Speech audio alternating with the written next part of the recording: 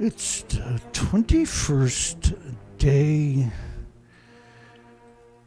of January 2024. I'm going to be your host tonight, Dana Durnford. I hope everybody's doing well. I apologize for the little delay tonight.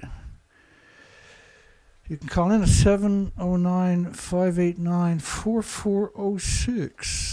709-589-4406. Hello, my mammals. I had a problem with one of the mics. I couldn't figure out. One of them wasn't working, so I got it resolved, I think. Let's get on with it. I hope everybody's doing great tonight. Everybody's doing great tonight. We got a poll. Might as well cover that right away. Is Fukushima nuclear meltdowns, endless radioactive fallout, an extinction level event? And so Fukushima had released huge plumes, and the plumes covered the entire planet. This model shows about 9 days of radioactive fallout. This is France's government's model, and it's based upon 1 million to 10 million atoms per liter of rainfall. This is catastrophic to everything with replicating cells. There's many other studies. It was 1 million atoms per square meter of xenon-133. There was 20 million atoms of iodine-131. And there was 220 million atoms per liter of iodine-129 in another study. What I done, and with a lot of your support, who are still here today, is we launched research expeditions, emergency research expeditions from Vancouver, British Columbia to Alaska. And very difficult research expeditions that took an incredible amount of time and energy and effort. And over 6 years, we came back with an answer that the radioactive fallout, this is, by the way, day 19 and a half, covering the entire planet, has been catastrophic to the species. The species to your left no longer exist from Vancouver, British Columbia to Alaska. We went back year after year to see if the species recovered, and you can see the species to your left. There's around 7,000 highly visible species that are now exterminated. And the only way you can exterminate that many species is if you sterilize the actual ocean. You're not just breaking the food chain per se. I guess you could call it breaking the food chain originally, but it was so much more than that. So I went back year after year, and I was vilified and demonized and attacked and smeared and harassed and stalked and arrested, and because I went out and counted the species, the worst crime in human history. And while I was doing that, the media was pretending they were in the fuel pools at Reactor 4. I was out there doing species counts, showing an extinction event. The media were covering it up. And try wrapping your mind around, why would the world's media pretend that they're in a building that don't exist? Because the radioactive fallout has a catastrophic impact. You'll never take these pictures again, ever, anywhere on this entire planet. And that's why we have a poll tonight asking that question. Is Fukushima radioactive fallout from the nuclear meltdowns, the endlessly radioactive fallout, a extinction level event for Earth? And the one thing about what I do, I'm very open. Yeah, I'm a bit of a hard case. Yeah, I don't take no shit. Yeah, it's true. I got a big mouth.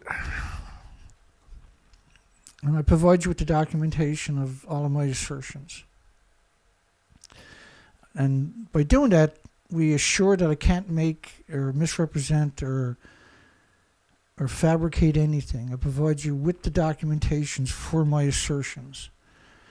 And so here we are, almost 13 years later, 13 years in just 50 days. It'll be 13 years. And so we got a big mix of nuclear news tonight to try to keep this conversation alive. We're going to be covering Japan's earthquake 21 days later, and thousands and tens of thousands of people don't have food, don't have water, don't have medical help. International communities weren't allowed to go in and rescue people in the critical 72 hours. And nuclear is on its heel. And so it'll exterminate everything in order to try to maintain some kind of status quo.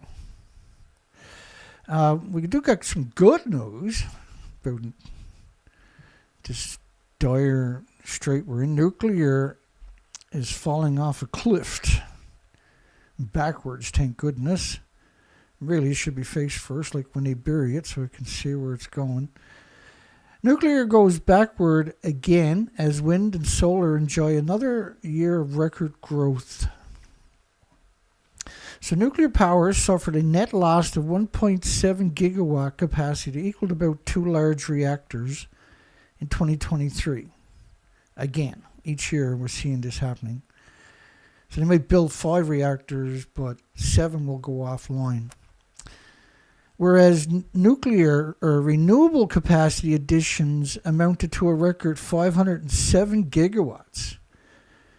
507 gigawatts is equal to over 600 large nuclear reactors in 12 months. Try wrapping your mind around this statement. It's hard to comprehend. 507 gigawatts came online in 2023. The previous estimate we had was 460 gigawatts came online, but now we have the official tally for 2023, and that tally is actually 50% more than came on last year. Last year was over 330 gigawatts. So each year we're seeing it basically almost double. There's the last couple of years, of course, commodity prices have skyrocketed because of the artificial inflation caused by United Nations countries refusing to buy the commodities from the biggest producer, Russia, on the planet, except for nuclear fuel, of course. But coal, oil, and gas being banned has driven up the price for everybody of everything, right? So that's quite the statement that we had 507 gigawatts of renewable energies in just 7 months, or 12 months. The average nuclear reactor takes about 15 years and is less than a gigawatt. So why are we even considering nuclear? Because that industry is so unbelievable evil. Like, if they didn't do what they have done in the last 12 months, renewables would have been around 750 gigawatts or more. They've done everything to scuttle it, and they have done everything to scuttle storage. And storage is available for renewables, and they can run and supply the baseload energy 24 hours a day. And what we're not seeing, and which is criminal, by the way, is geothermal energy.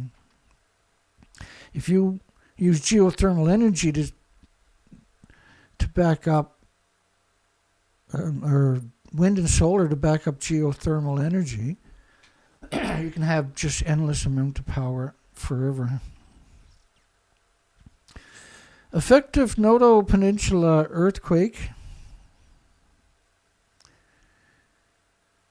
Response hinges on the great Hampshire earthquake lessons. Some affected areas in Shika Prefecture are not equipped to... Now, this was the last show we done. Was on Friday. It was a special show.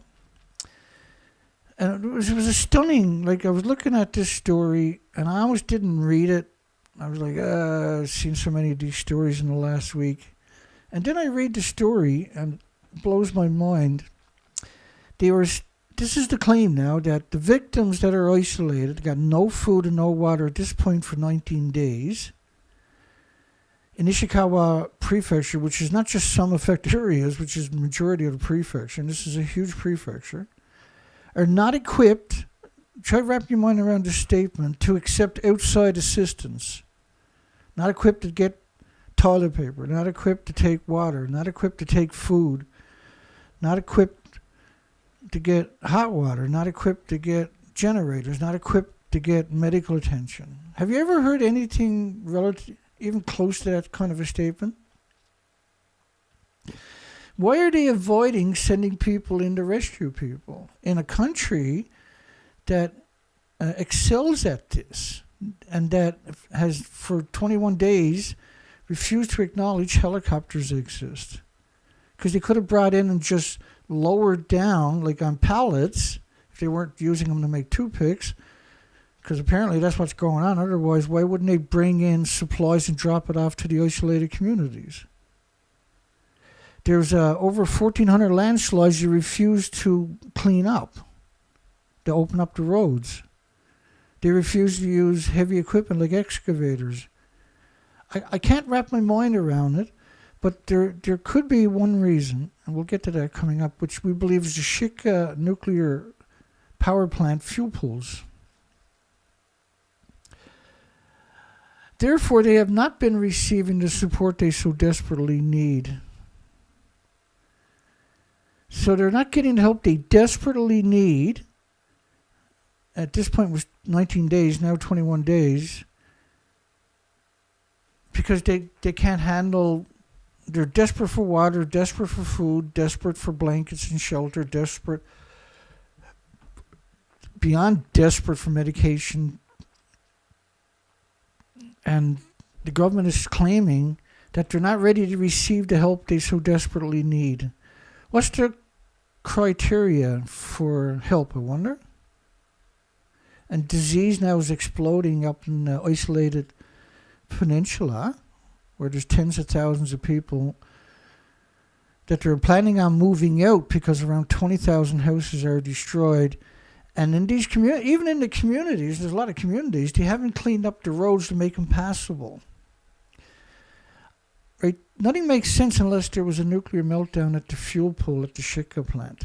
Then everything makes sense. Why wouldn't you let the Americans go in like they wanted to with the rescue dogs? Why wouldn't you let China go in with the rescue dogs and help like they normally would? Why wouldn't you let India and all these countries with good faith and good intentions go in and rescue the victims? In the critical 72 hours, they were like, no. In fact, we're not even going in because there's landslides, so there's no helicopters. If they invented helicopters, we could go in. Doesn't make any sense to anybody. And to say that I'm a little bit upset about it would be pretty polite. Okay, it would be a lot more than polite.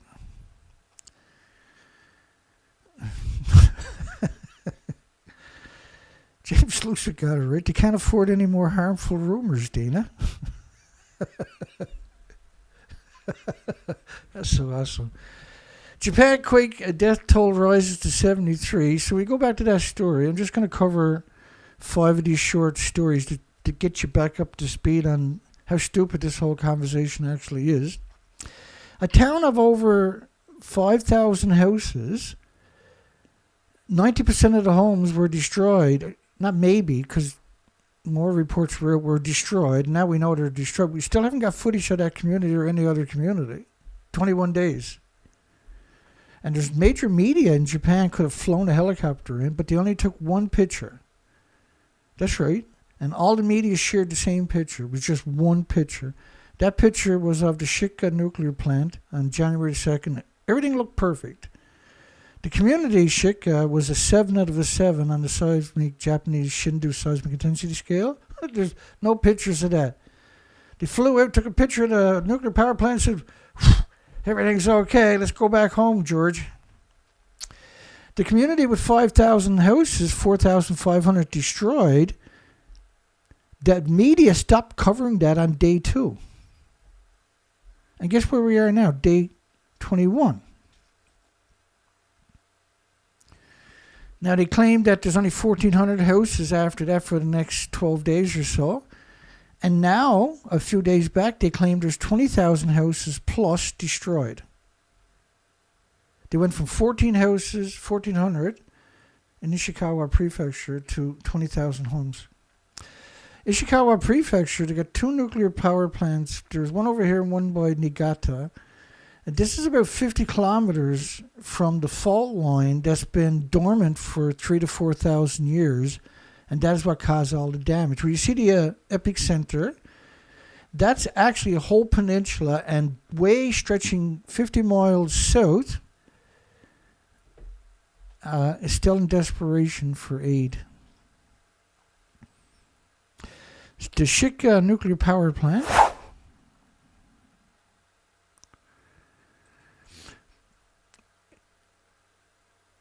we got communities way the hell down there totally destroyed. It's so confusing that we can even be in this conversation. Ishikawa Prefecture. So we're just trying to get you back up to speed, and then we're going to jump into the news cycle. It says 1,370 homes were completely or partially destroyed.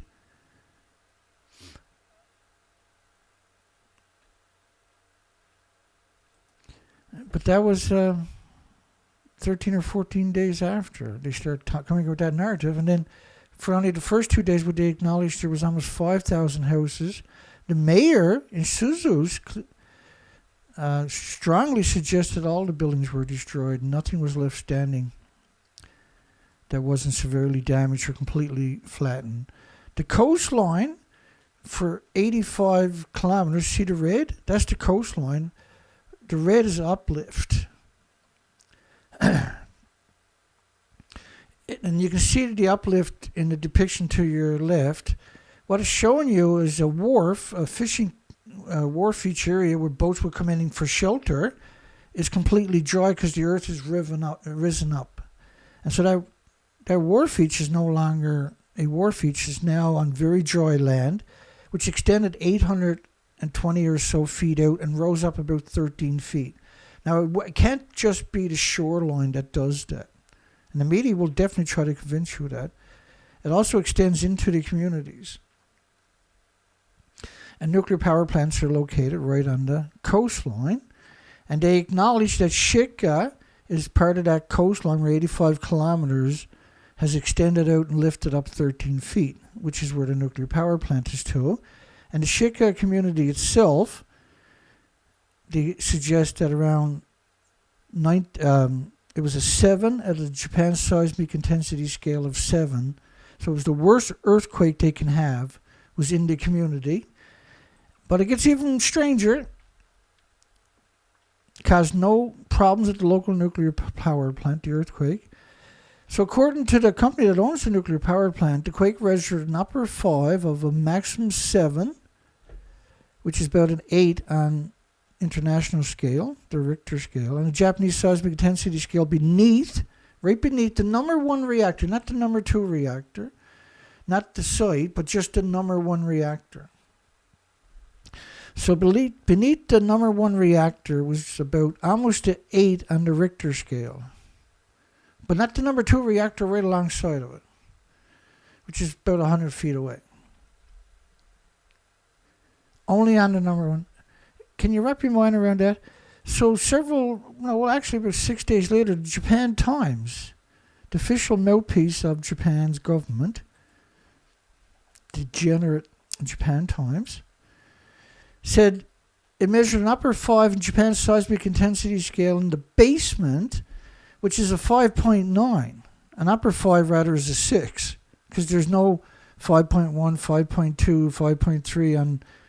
Right, there's no increments of 10 on the Japanese Shindu scale. It goes, say, 1, 1.5, 2, 2.5, 3, 3.5, 4, etc., etc.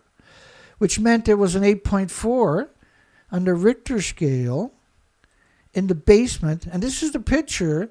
A major media went out and took this picture, and they didn't take a picture anywhere else on the entire peninsula. The community right alongside me didn't take any pictures. That was the only picture they took. That was on January the 2nd, and all the media showed you that picture and said the plant is fine. So, like, it's a very difficult conversation to have for anybody that's not situationally aware. According to the company, the quake measured an upper 5 in Japan's seismic intensity scale, and they don't even have the integrity to say 7, at the basement of the number 1 reactor building in the Shika nuclear power plant in Ishikawa Prefecture. Japan says the earthquake shook the nuclear plant past the safety limits. Now, I'm sorry, let me back up. They're talking about the basement of a nuclear reactor building, where the top of each of the reactor buildings are approximately 5 reactor cores in each pool. At the top of each building is 2 fuel pools. And so the estimate is around 10 reactors are at the top of the building. If they lose water, they catch fire immediately. And a big earthquake like this could definitely cause that kind of event. So on the 11th of January, 10 days ago, the plant located in Shika is the Ishikawa Prefecture, took the brunt of the devastating 7.6 magnitude earthquake that has claimed over 200 lives. So this is quite the interesting statement. The nuclear power plant took the brunt. I think this is the last one. Hopefully. Yeah, I do believe it is, before we get into this news cycle. It registered the highest level of 7 on Japanese seismic intensity scale, which is 7. So it's the highest earthquake you can have in the town of Shika, which is where the nuclear power plant is to. And Shika, you can see, is over there. We know below the Ishikawa name down there. Let me fix that.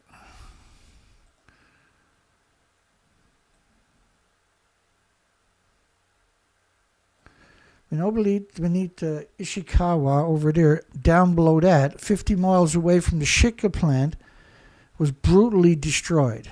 We know Fukushima was brutally destroyed. We know Suzu was brutally destroyed. We know Nanano was brutally destroyed. We know the community, Shika. We know the coastline in front of the nuclear power plant extended out 820 feet and lifted up 13 feet permanently.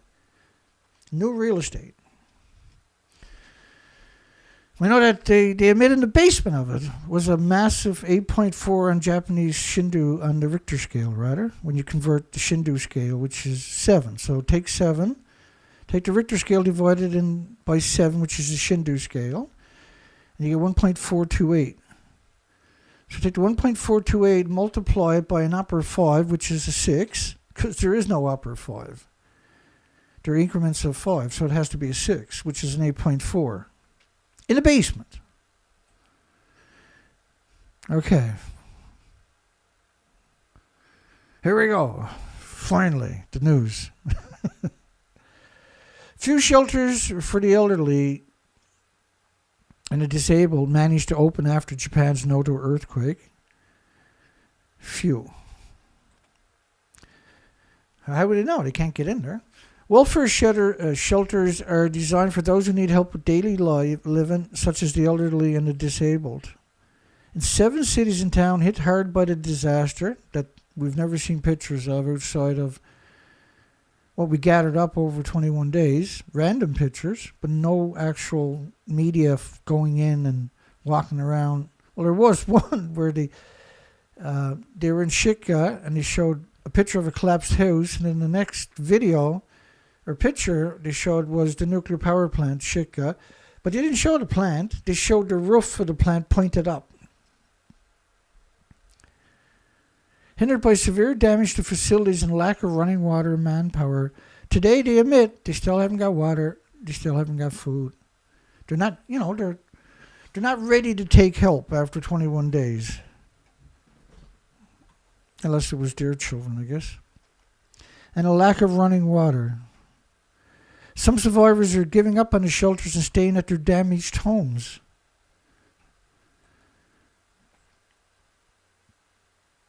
This was an interesting story. New bill bans chemtrails over New Hampshire. Weather modification, stratospheric aerosol injection, solar radiation modification, geoengineering. An act prohibiting the intentional releases of polluting emissions, including cloud seeding, weather modifications, excessive electromagnetic radio frequencies, microwave radiations, is banned across New Hampshire. Last month, the Republican legislators in New Hampshire introduced a bill that would ban the intentional release of chemicals into the air. That's pretty impressive, isn't it? It also provides penalties for the violations, which is $500,000, I believe. Yeah, $500,000 or be in prison for not less than 2 years or both. And that's for each person participating in the releasing hazardous, chemtrails, commonly known as chemtrails, where they block out the sun. There you go. All of us have seen those pictures. And there's people out there thinks they're actual clouds for some reason. I should say there's clowns out there that thinks they're actually clouds. But that's a very, very, very, very important headline. And so everybody should grab that headline. Let me bring it up, both of those headlines.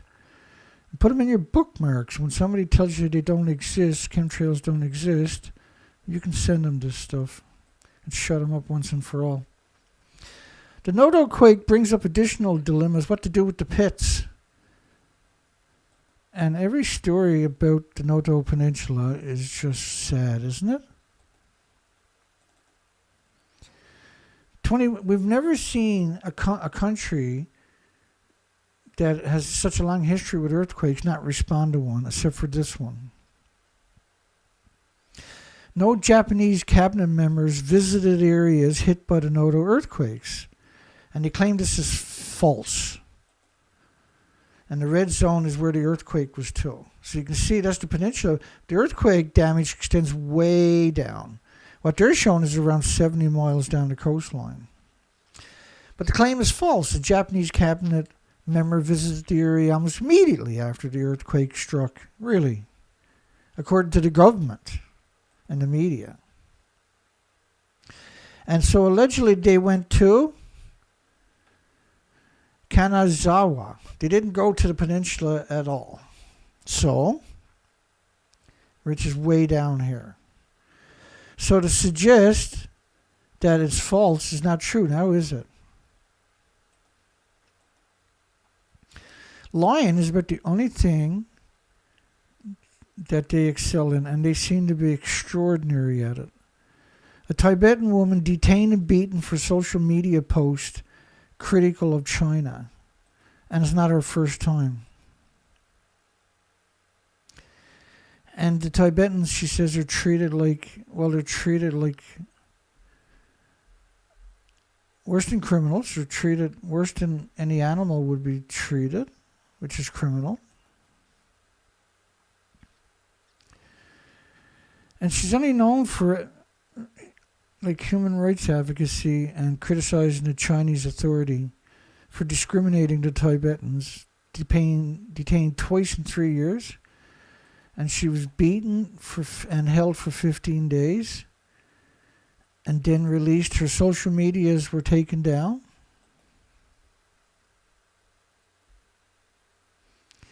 So everybody should ban Chinese products for at least a year, teach them a lesson.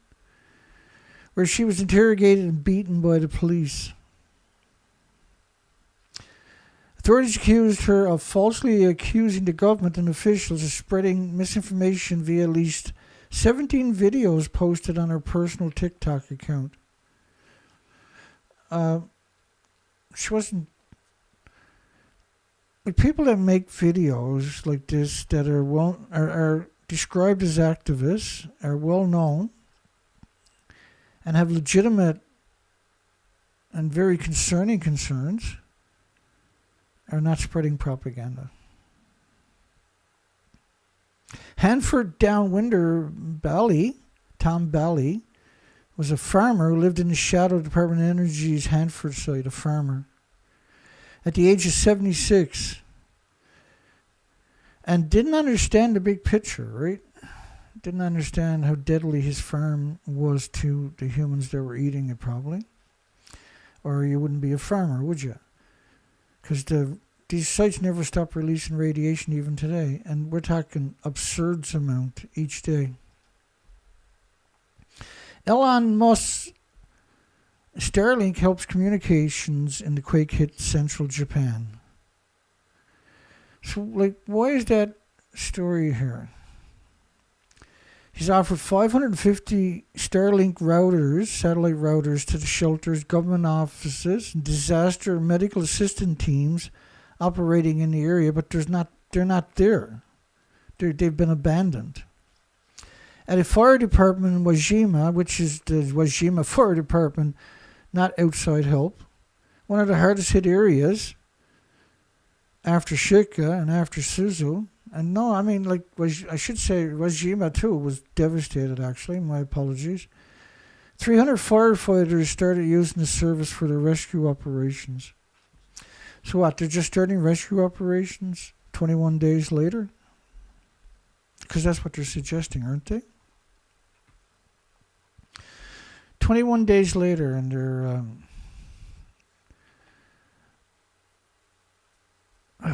they're doing rescue operations. Well, ain't that nice? Hi, everybody. Let me just scroll through the comments.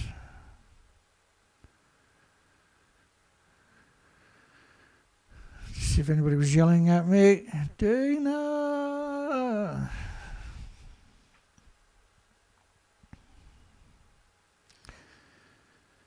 Hi, everybody.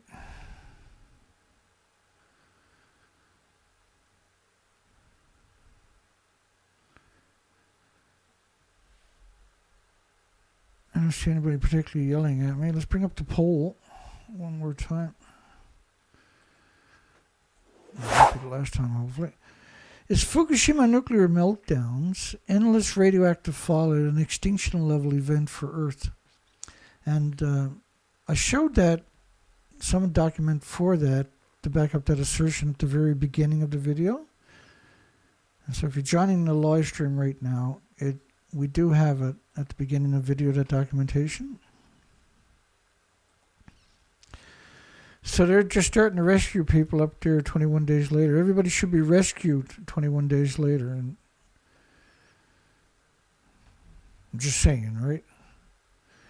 It really helps because, and now, this is what Fukushima City at the time with 300 firefighters. And we've seen endless pictures of Fukushima, and we don't see fire trucks, we don't see backhoes, we don't see excavators, we don't see bulldozers, we don't see dump trucks, we don't see the roads cleared, we don't see any of that.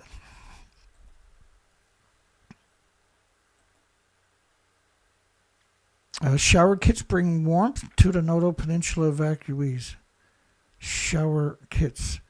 That was yesterday's headline, I believe, or today. That was the 19th. That was Friday's headline. So after the show on Friday, guess what I was up to? Shower brings warmth to the Noto Peninsula evacuees. The Nippon Foundation responded to the Noto Peninsula earthquake by sending emergency supplies to the difficult-to-access disaster area by ferry and trucks. In other words, the trucks are on the ferries because you can't go in because you haven't removed all the roadblocks.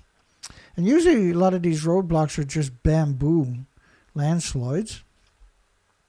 But the bigger ones, they would just use explosives, blow up the big rocks, use bulldozers and clear them. And all the communities would work their way on both sides, and eventually, after 3 or 4 days, they would all be connected and you'll be able to get some traffic through. Why don't we see that?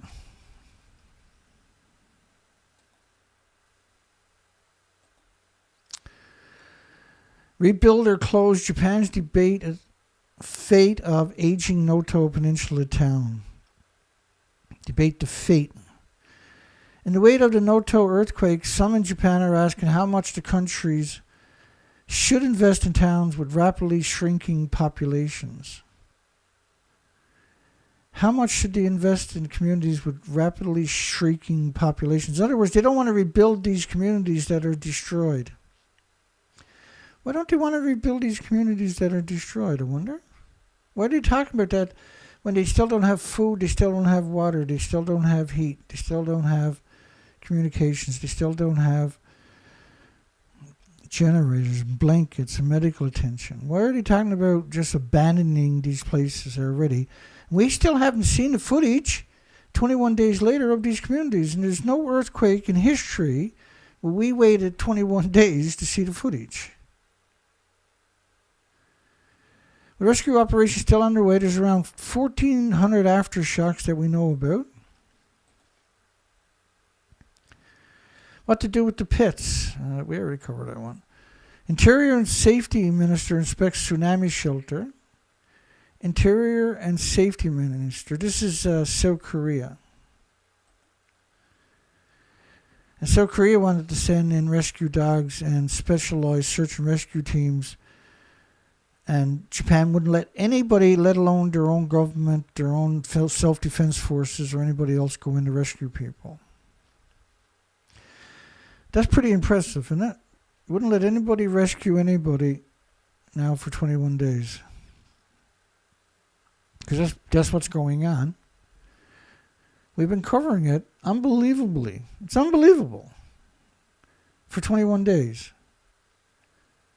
Because there's a nuclear power plant and everything suggests that at least one fuel pool is melted down. In particular, reactor 1 fuel pools, which is 2 of them, with 10 reactor cores. And each of these reactor cores, there's 10 of them in each building, each of those reactor cores are equal to 100 Chernobyls of uranium and plutonium.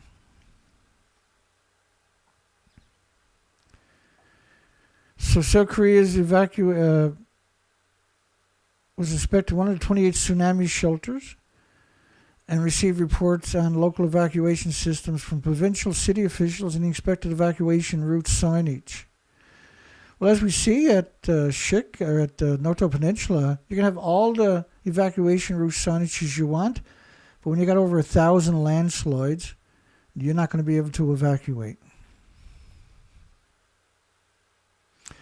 Emergency guidelines for South Korea recommend that people evacuate the buildings 3 stories higher or more, and elevated points higher than 10 meters above sea levels where a tsunami would strike. Yoshiki auctions off her beloved crystal piano to support the Noto Peninsula earthquake victims. This was yesterday, headline. She's a super massive rock star in Japan.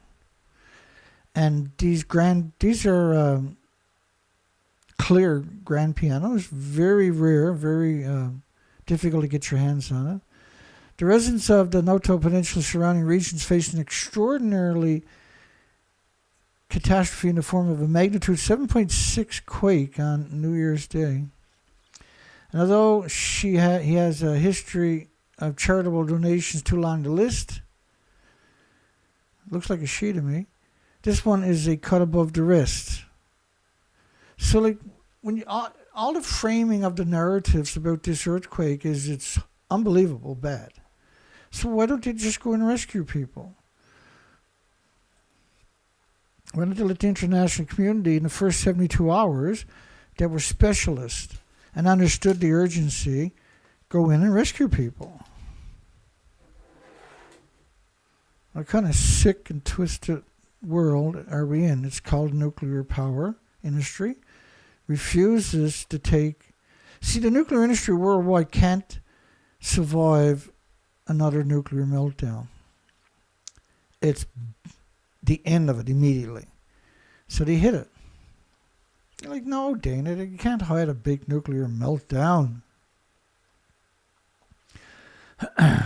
Well, yes, you can. So she sold the piano for 362,000 Canadian, or auctioned it off rather, and donated it to the Red Cross, which will use about 10% of that. The rest of it goes to administration. North Korea is suggesting they have an underwater nuclear drone, and they have tested it. This is a country that Japan occupied for 50 years and only left because of Hiroshima and Nagasaki, and then for the last 70 years has been destroyed by United Nations, who, when Japan left, United Nations went in there and used more munitions than they used in the entire World War II theater on a country called North Korea. They burnt down, on top of that, every community with napalm, and so they attacked the women and the children, which is collective punishment, by the way. Zelensky condemned Trump's version of ending the war in 24 hours. So Trump claimed he could end the war in 24 hours as very dangerous. Well, he can pull NATO out. That's the end. If you pull NATO out, then the war is ended. The only reason... See, Ukraine is a proxy war. And the conscripts, which are now in their 40s and 50s because there's no young people left... I'm not kidding you. And if you don't go out, they'll shoot you on the spot. If you don't go out and fight, they'll shoot you. They'll beat you for days and then they'll just shoot you dead. So the other soldiers will go out. And Ukraine couldn't fight any war if they didn't have 30 NATO countries. If you look up NATO, it's 30 military. That's what it says, right? NATO, 30 militaries.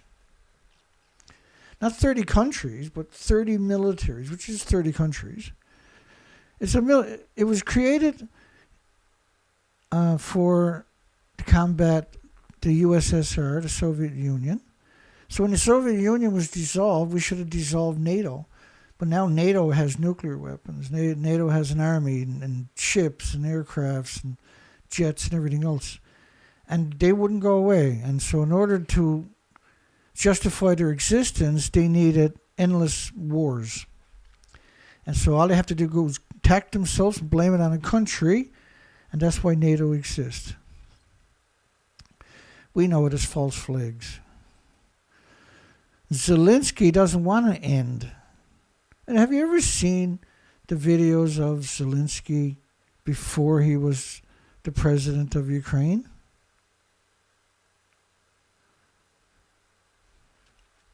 Let's put it this way. He was a dancer.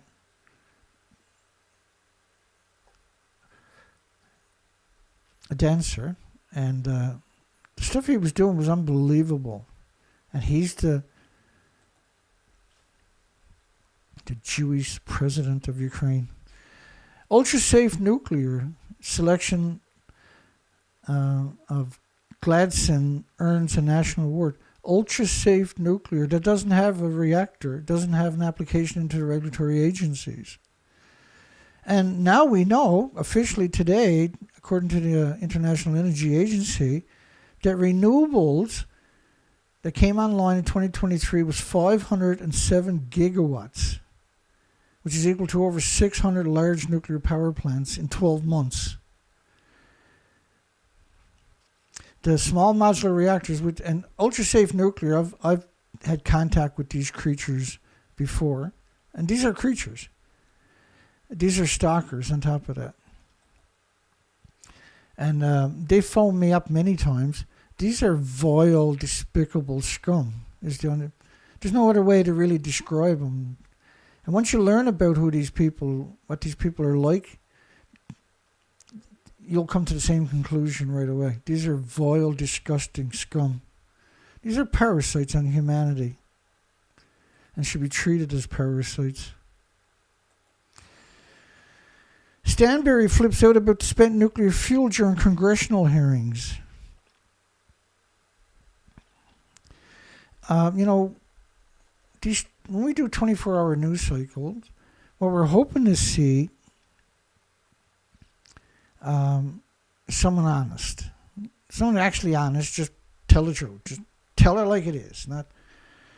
Not 1/10 truths, 1/100 truths, one typical 1/1000 truths, but just tell the truth, so everybody can be on the same page and be able to comprehend what's actually taking place. Dispute arose when Stanbury, which is a representative, opposed a proposed spent nuclear fuel rod storage facility in New Mexico, which is Chris Singh's Holtec International Company. Chris Singh is a sadistic monster that has poisoned hundreds of millions of people. If you wonder what I'm consuming, it's called hot chocolate, baby. And yes, I can turn down the microphone instead of slurping, but where's the fun in that? However, anti-nuke radicals, if you're anti-nuclear, you're a radical, including Stanbury, argued that the federal government's push for a facility contradicts the Biden administration pledge to include local communities in decisions regarding the city of nuclear waste storage sites. So what they do with communities is they go in and they throw around millions of dollars. They throw $1 million for the school. Here's another $1 million for the Rotary clubs. Here's $500,000 for the boys club. Here's $5 million for the council. Don't worry, we're going to give you another $5 million next year. Just spend it however you like. We don't care. In fact, just give yourself bonuses and don't even tell the community you got it. And so then the other half of the community slowly realizes what's going on. They're ostracized. And when it comes time to vote, then there's always a rejection of the vote. One side is going to vote strongly because they get all this free money. The other side is going to come to their senses and vote no. And the whole process starts again, which takes about 5 years to play out each time. So you never come up with a solution. And instead of putting nuclear waste in a community, why not put it... Well, first off, the problem with nuclear waste is it's still splitting atoms. And you can't contain it. So it's not supposed to exist, right? Because you can't contain it. So it's always vented. Everything is vented worldwide into the environment 24 hours a day. And Fallon's repeated assertion that Stanbury's time had ended. She was out of order because you're only allowed a few minutes to rebuttal to the opposition, right? Was countered by claims that the Nuclear Regulatory Commission decision itself was out of order. And the exchange culminated with Fallon stating, "You didn't remove one bit of nuclear waste by being out of order." So instead of the journalists articulating the problem, they turned it into a cat and mouse game so that anybody trying to make sense of it has no hope in hell of comprehending the issue. And the only person that wins is the nuclear disease factories themselves. The proposed facility, also known as a disease factory, because it emits so much radiation every second, if completed, is intended to store spent nuclear fuel from across the United States for 40 years. Putting all of these eggs into one basket, if you have a meltdown in any of those areas, everything's going to melt down. So, and the idea is to divide the community so it doesn't happen. So they never come up with a solution, and then the fuel is distributed. I mean, there's nobody in America basically, well there is, but there's no big populations that are not within 50 miles of an emission site. This plan could benefit the nuclear power sector. It faces opposition from fringe eco-leftists. So you're anti-nuclear radicals and fringe eco. You're a fringe if you care about the environment. You're some kind of creep if you care about the environment. And if you don't want to be slaughtered by radioactive fallout, you're a radical. Your media has to go. You have to replace it. Get your children raise up and they start up their own independent medias and tell nothing but the truth, or you have no hope for this planet whatsoever. The issue of nuclear waste management remains a significant financial burden for taxpayers. Well, it's a significant windfall for the nuclear industry, in other words. And spent nuclear fuel is currently housed in 70 locations nationwide. It's way more than that. They're talking about the nuclear sites themselves. It's way more than that. This is an interesting story. A new law could put geothermal on equal footing with oil and gas.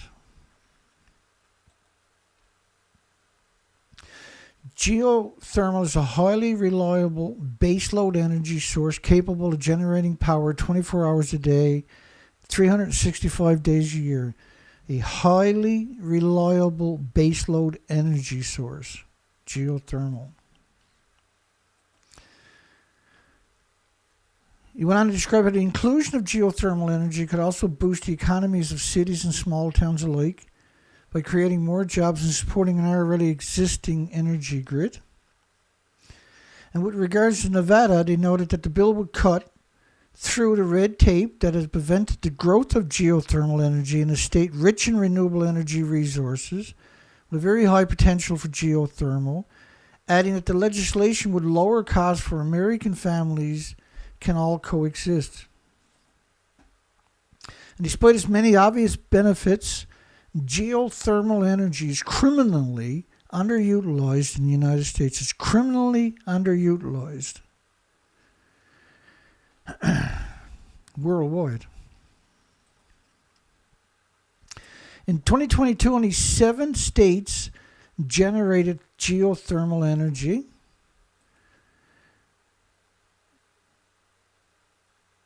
Europe is not much better off. No, worldwide they have avoided geothermal because geothermal is perfect. It's everywhere. It's under everybody's feet. Approximately 800 geothermal wells are drilled globally each year, which is incomparable with more than 100,000 oil wells. And the oil wells can be repurposed for geothermal. The United States is incapable of generating 100 gigawatts of geothermal energy. Like, first off, every community is capable of generating geothermal energy. Every single community, bar nothing. I think they allocated $75 million to studying geothermal and $1 trillion to destroying everything that would use geothermal in the which is the military. It's total backwards. So to suggest that there's only 100 gigawatts of geothermal energy available in the United States is, this journalist should lose their degree immediately. Because geothermal is under everybody's feet. There's 2 billion times more energy under your feet in geothermal than we use worldwide every day.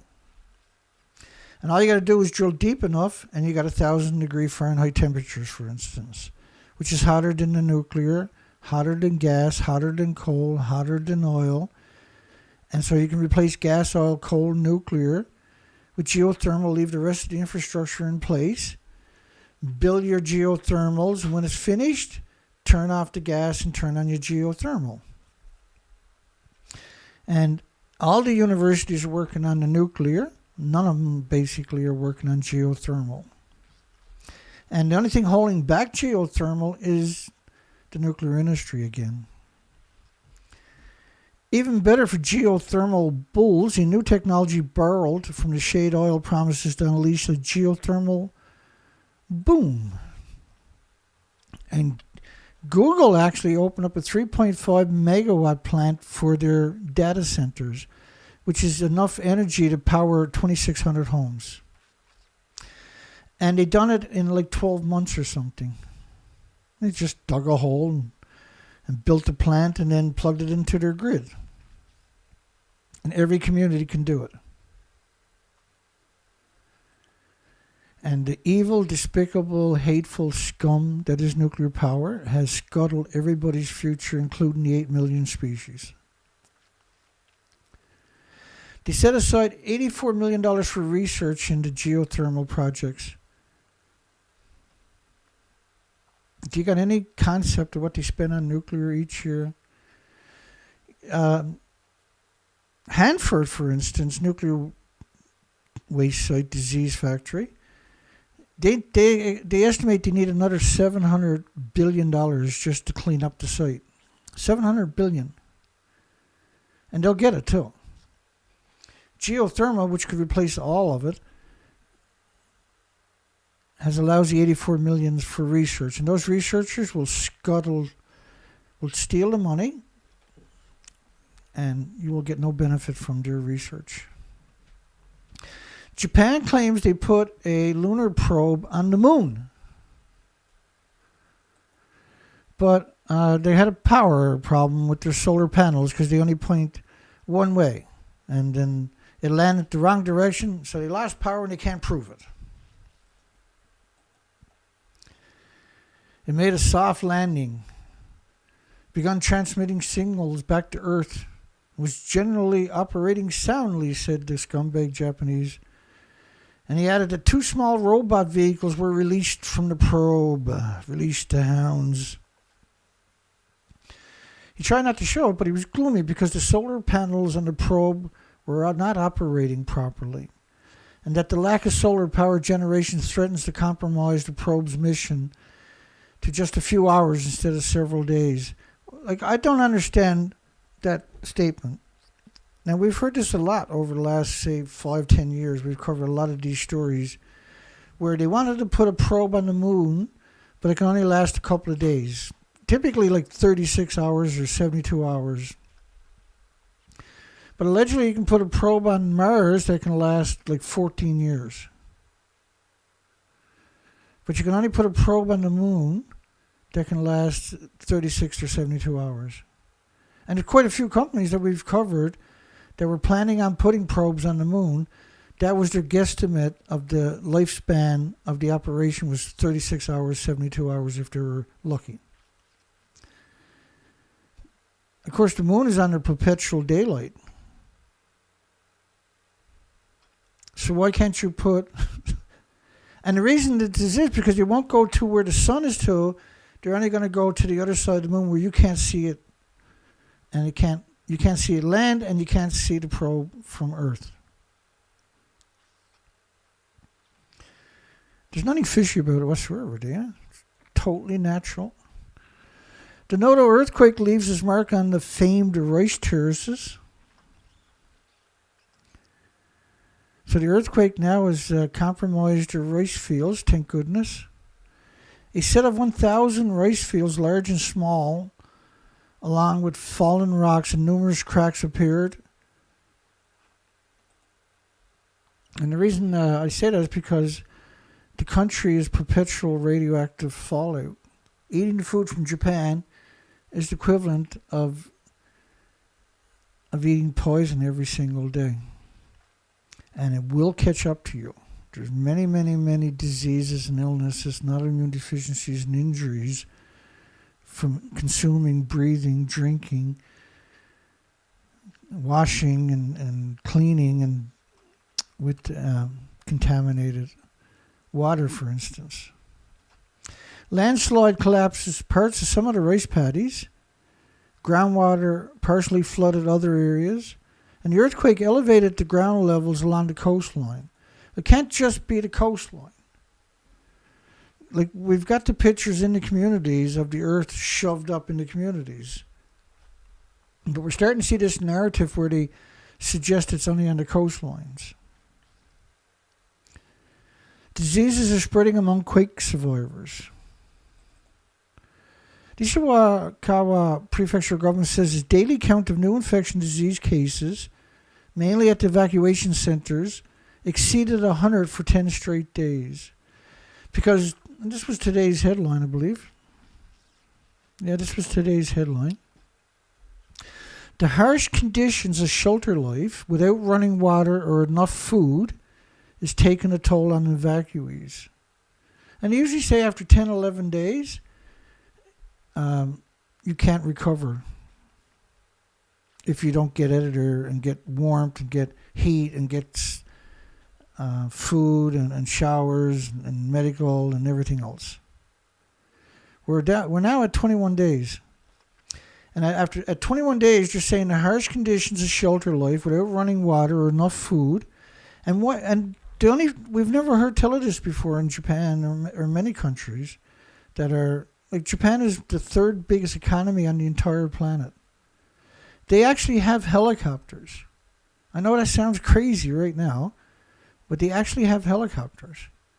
And that on day one, they could have brought in search and rescue teams and dogs and rescue people that died. They could have brought in food and water purification tablets. They could have brought in water. They could have brought in fuel and generators, electricity, because that's what the history showed they always done within the first 72 hours. In the first 24 hours, every video, every picture, what they're going to show you is the government helping, and they're going to show you huge amounts of backhoes and excavators and construction equipment. And many sites will have 8 or 10 backhoes and construction excavators and stuff like this. We haven't seen anything in 21 days. We don't have anything else to compare it to. And now, if they had a meltdown at the fuel pools at the Shika nuclear power plant, now everything will make sense. There is no space available to separate the infected from others. 21 days later, you got no food, no water, no heat, no electricity, no medical attention. There is no space available to separate the infected from the others. Scumbag, look, it even says that over there, scumbag. Officials are also warning people to stay alert for possible landslides as the ground has been loosened from constant shaking and being abandoned by Earth. Slowing the spread of infectious disease. This was Jima, Ishikawa Prefecture. Same pictures. Where's the excavators? Where's search and rescue? Where's all the equipment left over? Why ain't the roads cleared? The harsh conditions of shelter life without running water or enough food has taken a toll. Yeah, I dare say it is. What are they hiding that they won't let rescuers go in there? We've never seen this before. Land upheaval over 2 meters found along the northern coast. So they identified another area where the ground has risen up. There's already a mid to 85 kilometers of the coastline.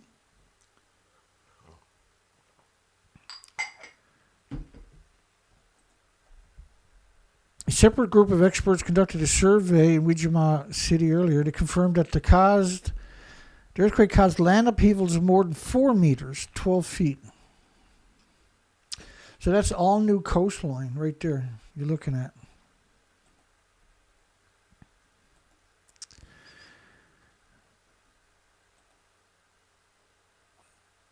And this is pretty rare to see these pictures, by the way. And when you see any pictures of communities, they're so far away you can't get any detail whatsoever. And so all of this is new land. And this is 85 kilometers of land. Brand new land. And that pool, which is a saltwater pool, is a cultural heritage site, is now dry. Because all that harbor is now dry land permanently.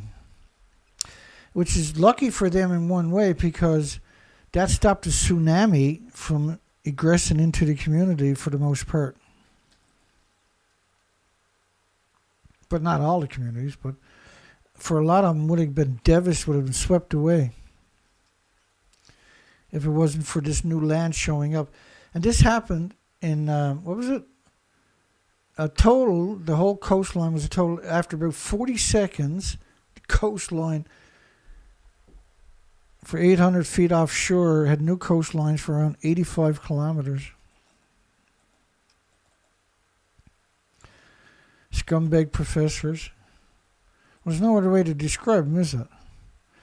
And so normally that water there would be way up there, a lot just before the road, you see.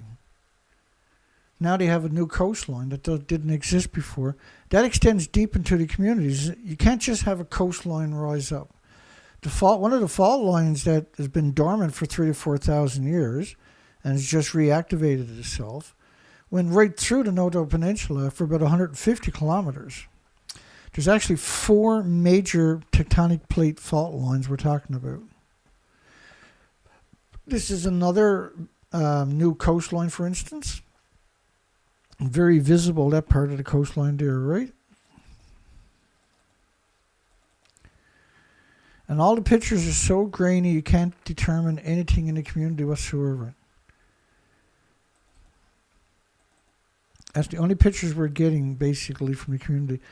And did you notice in the last, say, 8 or 9 days, we literally got no pictures of communities? And so let me just bring up pictures we do have of the communities from the first 10, 12 days. Because it's hard to comprehend why we're not getting pictures now.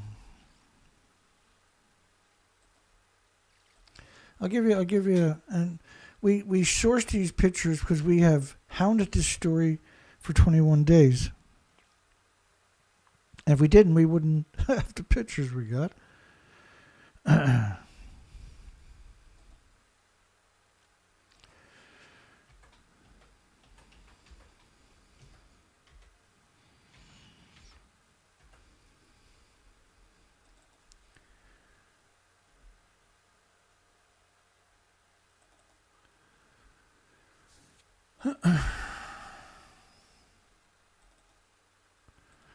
Sometimes I have to struggle to find the pictures myself because we gathered up so much in 21 days.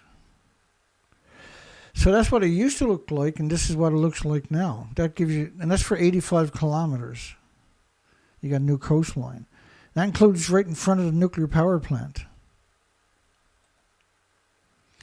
And so I'm going to just show you a bunch of pictures because we gathered up these pictures, but they were random pictures.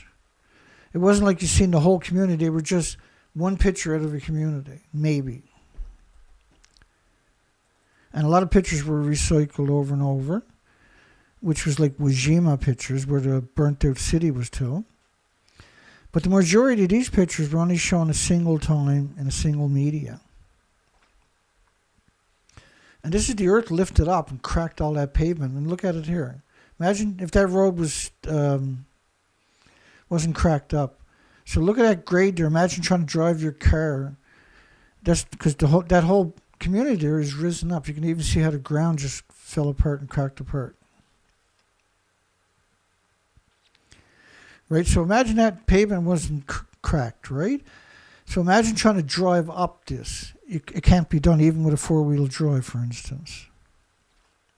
So this is Suzu was with over 4,500 homes are destroyed out of the 5,000 homes. And the tsunami also went into that community. So these pictures are the evidence, and it was so difficult to get this many pictures. This, by the way, is in Shika, where it was a 7 out of a 7 on Japanese seismic intensity scale. This is Fukushima, and these types of pictures recycle over and over and over. But there should have been just endless pictures showed up, right? There should have been endless videos. And the majority of these pictures, we don't know where they're to. We know this is the Suzu, by the way. This one we've seen relentlessly amount of times in medias. There's around 1,400 landslides. Obviously, this was done by a tsunami. And this was 2024, right? 2024 tsunami. These houses, you can see the damage. That's significant damage. So there was a 150 kilometer fault line also that's been asleep for 3,000 to 4,000 years that was activated. And this was the interior. cut right across the peninsula.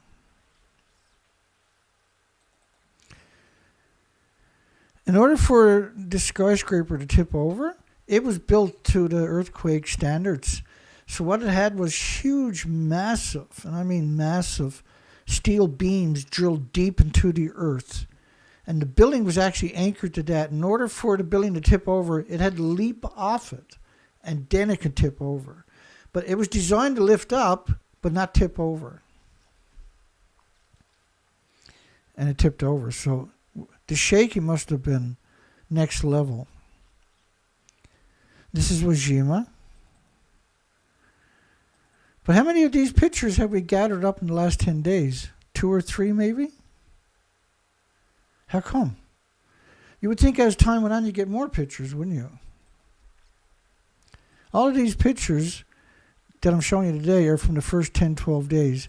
After that, we've only got 3 or 4 pictures total for the next 9 days. And a lot of pictures of so there is fire hoses. That's pretty rare. But originally, for the first 6, 7 days, when we seen these types of pictures, we didn't see fire hoses. And we still don't see fire trucks there. We don't see, this path should have been cleared. These communities all had heavy equipment. They all had excavators and bulldozers and backhoes. They all had street sweepers. They all had conventional equipment that could have went in there and cleared a path. All of them. But they didn't clean. And we've had testimony from victims showing up that don't understand after 12 or 14 days why the streets are still blocked up. The only thing that makes sense, the reason the landslides weren't cleaned up, the reason that the roads weren't unblocked was they didn't want people getting close to Shika nuclear meltdown. These pictures of the tsunami are Suzu, where there's around 4,500 homes destroyed, but they still haven't showed us the pictures. They still haven't showed us any videos.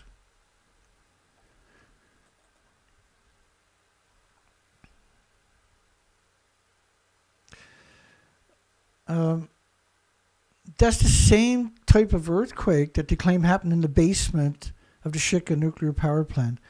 The earthquake that done this type of damage is the exact same one that they say happened to the Shika community and was in the basement of the Shika #1 nuclear reactor.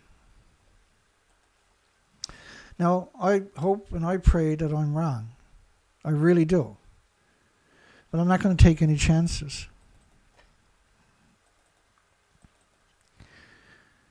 Look at these types of landslides. Remember, there's over 1,400 landslides.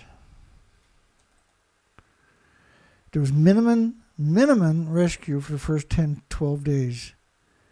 There was no international communities allowed to go in the critical 72-hour window to get survivors.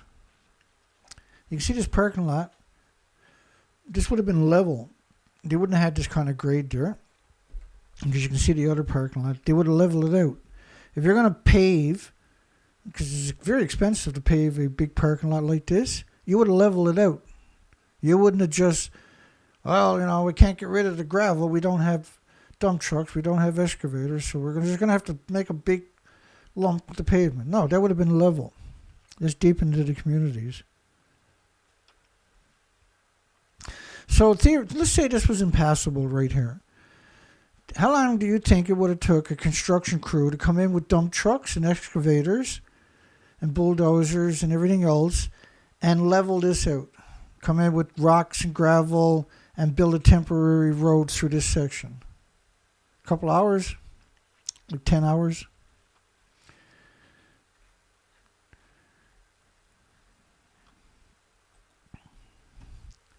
You have much to be concerned about, I can assure you. Emergency helicopter innovations in Japan extended lifeline to those in peril, but not in the Noto Peninsula. We've had polls asking, should they use helicopters to rescue people? Try wrapping your mind around that statement. Should they use helicopters to rescue people? Let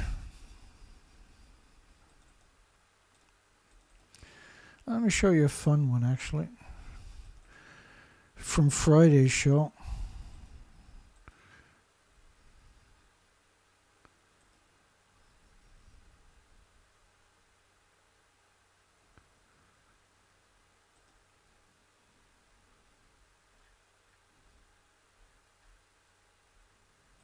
Just give me 1 second.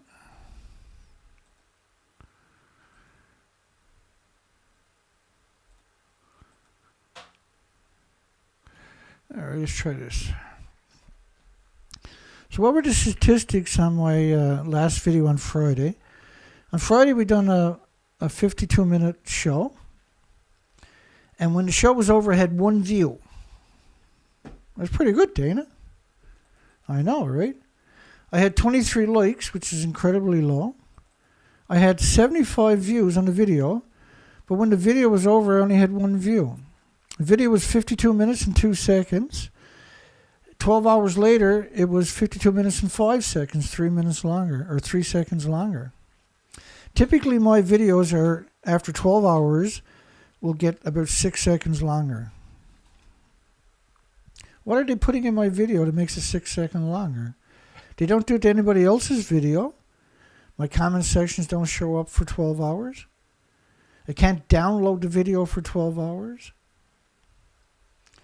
When my video's over, I get no views.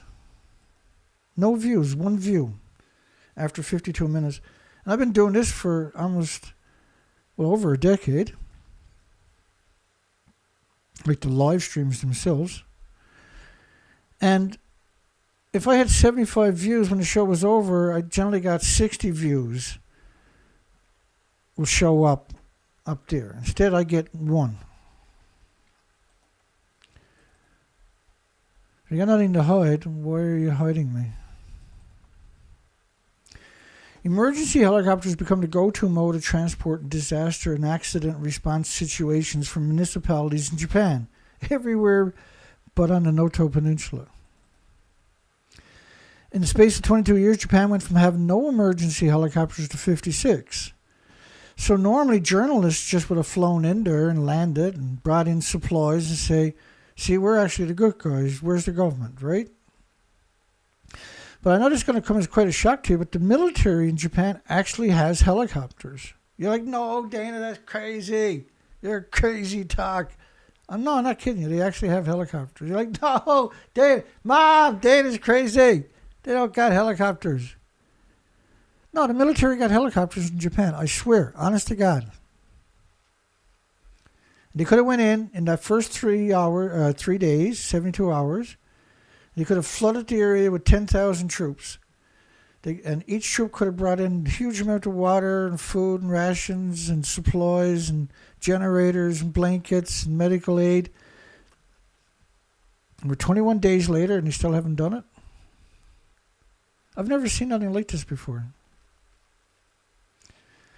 The need for helicopters, emergency helicopters, became widely recognized in 1995, Dana. Nah, you're crazy, man. Go look at Noto Peninsula. How come they didn't bring them up there? If that was true, how come they didn't bring them to Noto Peninsula? Yeah, so shut up. Because if they actually had helicopters, they would be up in Noto Peninsula, Dana. Right? Wrong. The creation of a law to promote the use of such helicopters in 2007. They actually got a law to use helicopters, as well as government subsidies that accelerated their uptake.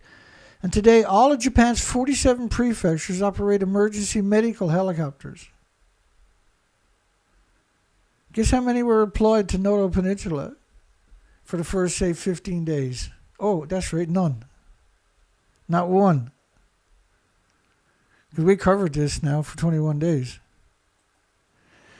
Because the only thing that makes sense is we got a massive nuclear meltdown in the fuel pool at the Shika nuclear power plant.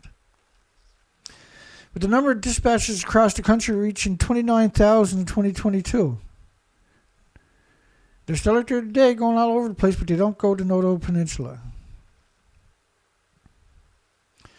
And there's more demand for the emergency helicopters than we can see in the statistics.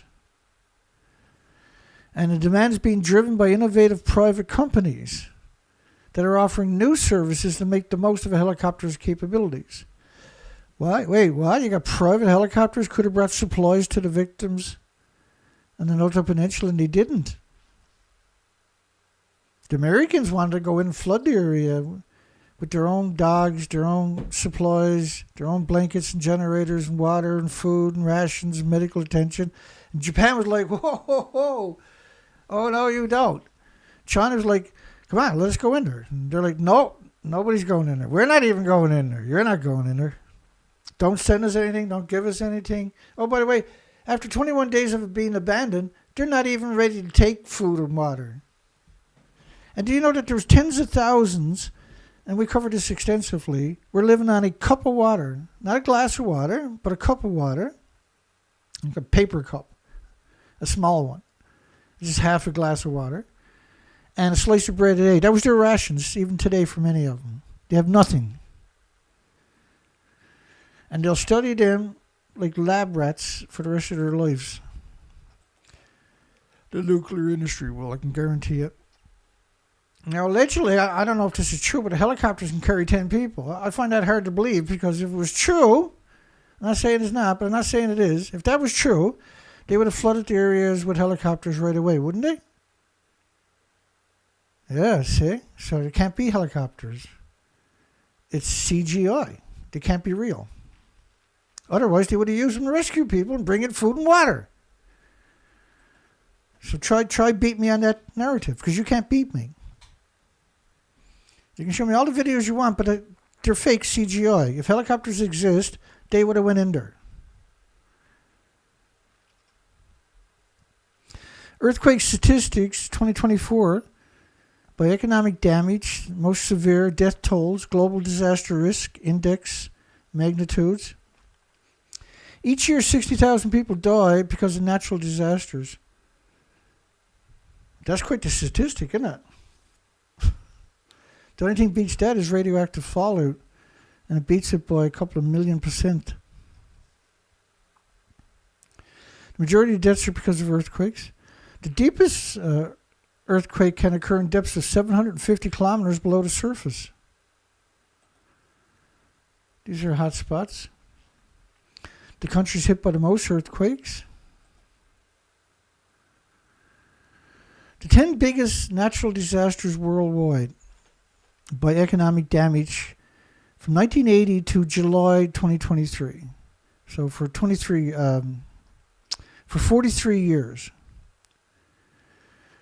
So for 43 years, the biggest damage, well, you got Kobe earthquake, 1995. You got earthquake in China, 2008. Let's get rid of them because they don't matter. You got Hurricane Katrina in 2005. Now, some people like to use that to say, Dana, see, there was massive hurricanes before Fukushima, Dana. So let's look at Katrina, because that's the only example that they got to work with. The reason Katrina cost so much money is because the city of New Orleans and its surrounding areas, the levee broke and New Orleans was flooded. That's why New Orleans has those statistics. So when you get rid of Hurricane Katrina, you get rid of the China earthquake, you get rid of the Kobe earthquake, you're left with 7 events. You're left with the original tsunami earthquake in 2011. But after 2011, post-2011, you got Hurricane Ida, Hurricane Harvey. All of these are post-Fukushima, after Fukushima. Hurricane Sandy, Hurricane Irma, Hurricane Ida, and Hurricane Maria. All of these are after Fukushima. You're talking 40 years. And the biggest natural disasters were all post-Fukushima, weren't they? The majority of them, right? Because if you get rid of Kobe, you get rid of the China earthquake, and you get rid of the Katrina because that was the dam had broke. If the dam didn't break, it probably wouldn't be on these statistics at all, see? And what did the perpetual radioactive fallout do to planet Earth? It changed the weather. It killed off the phytoplankton in the oceans worldwide.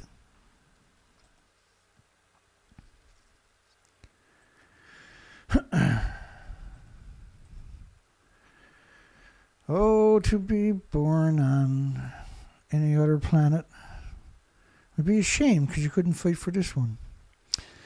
Okay, so we started to show off by talking about this story. Nuclear goes backwards again as wind and solar enjoy another year of record growth. Well, the growth was astounding. The nuclear renaissance of the late 2000s was a bust due to Fukushima. And the catastrophic cost overruns with nuclear projects because 90% of the money is stolen through administration. And the latest nuclear renaissance is heading the same way, i.e. nowhere. Nuclear power went backwards last year.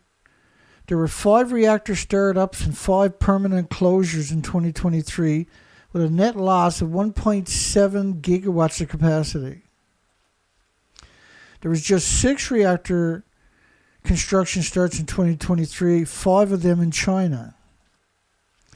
And due to the aging of the nuclear fleet, the International Atomic Energy Agency anticipated the closure of 10 reactors per year from 2018 to 2050. Thus, the industry needs an annual average of 10 reactors construction starts and 10 reactor startups, grid connections, each year just to maintain its current output. So nuclear power share of global electricity generation has fallen to 9.2%, the lowest share in 4 decades, and a net decline of 51 reactors in the rest of the world. In China, there were 5 reactor construction starts in 2023, with just 1 reactor start up. And put another way, there was just 1 reactor construction start outside of China in 2023. So much for the hype about a nuclear renaissance. There is no nuclear renaissance. But why are we seeing uranium stocks skyrocket? Because that's the industry's despicable robbing people of their pensions, convincing them to invest in uranium mining stocks and then robbing them 2 weeks later of everything. It's a despicable, maniacal, disgusting, genocidal, omnicidal industry, period. Small modular reactors are the subject of endless hype, but there was no small modular reactor construction starts or startup last year, 2023. The biggest small modular reactor news in 2023 was NuScale, scumbags' decision to abandon its flagship project in Idaho despite securing astronomical subsidies amounting to $4 billion US. They stole $4 billion US from the US government, and they didn't even have an application into the regulatory agency, but the government gave them $4 billion. They gave them everything they wanted, everything they could ever need to make it happen, and they didn't even try. They gave them everything. They gave them Los Alamos National Laboratories. They gave them endless tax breaks. They gave them land for free. They couldn't even get an application into the regulatory agency. And they took the investors' money and then laughed at them. And a lot of those investors are now suing NuScale.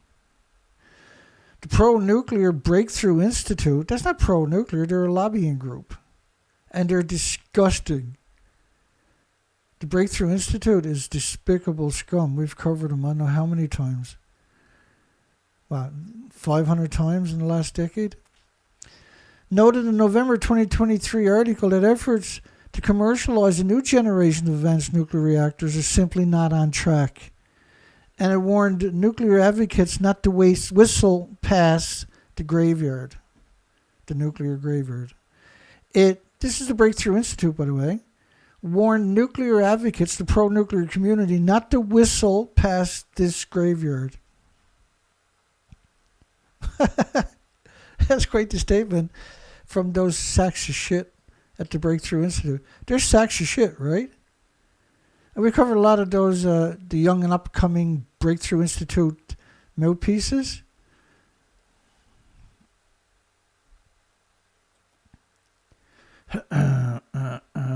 Bear with me. Make some minor adjustments here. There we go. We got rid of all those stupid microphones. That's a bit better. I can see everybody now. Hi, everybody. Let's try the poll. How's the poll doing? Is Fukushima nuclear meltdowns, endless radioactive fallout, an extinction level event for Earth? Well, yes, it is, Mr. Dana.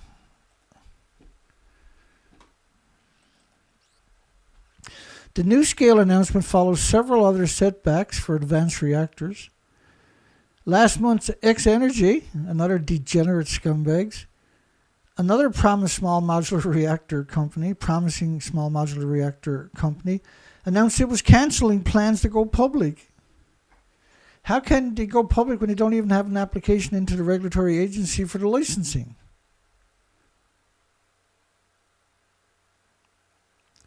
It's a Ponzi scheme, right? Where they take investors to pay off money today to pay off yesterday's investors. And then they siphon 90% of that for administration. That's what small modular reactor companies are. They're a Ponzi scheme. Scheme, scam, they're all the same. They're there to destroy your future, and so you don't come up with other solutions like geothermal.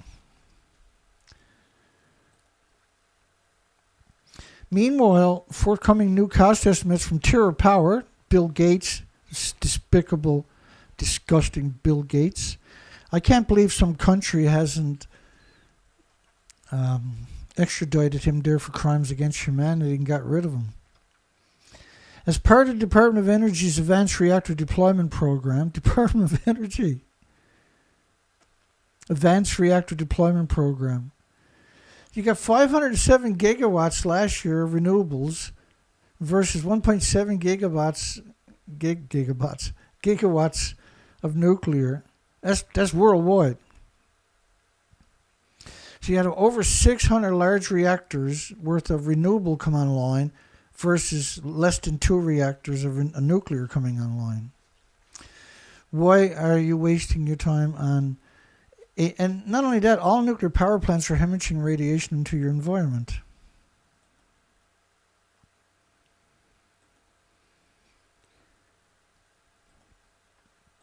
By the way, don't forget to like and subscribe and all that other stuff. I screwed it up already, did I? Let me fix that. Come on, Dana, one more time. Try it again. Get it right this time. Like, subscribe, click some buttons.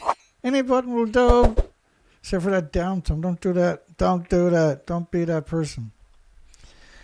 Nuclear power suffered a net loss of 1.7 gigawatts in 2023, whereas renewable capacity additions amounted to a record of 507.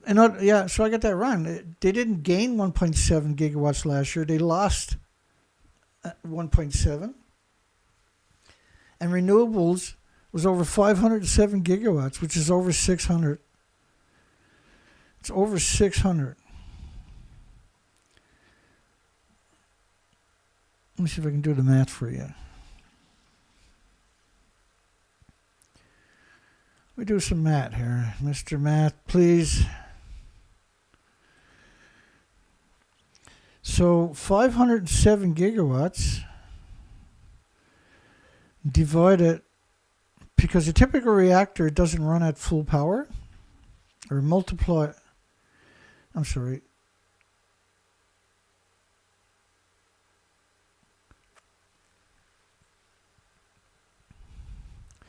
divided by 0.82, because most reactors don't run at full capacity, right? Equals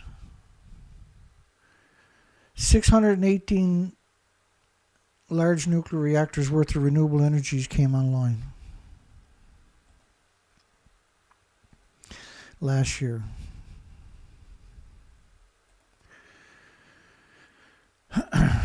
We're getting there. Which is 50% higher than 2022. So renewables is trending on a whole different scale that nuclear can't even conceive. Nuclear has no metrics that puts it in the scale of renewables. In fact, they went downhill 1.7 gigawatts last year. So between last year and the year before, it's almost 1,000 nuclear power plants.